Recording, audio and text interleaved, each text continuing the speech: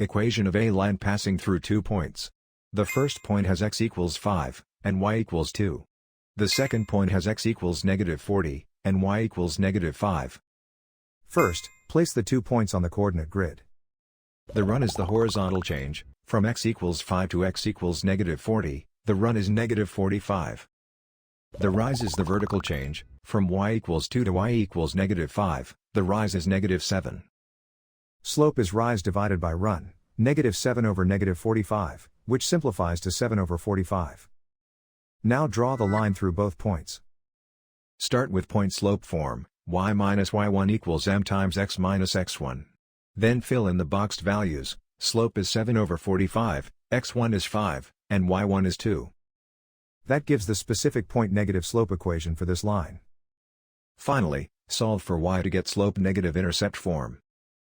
The graph and the equation describe the same line.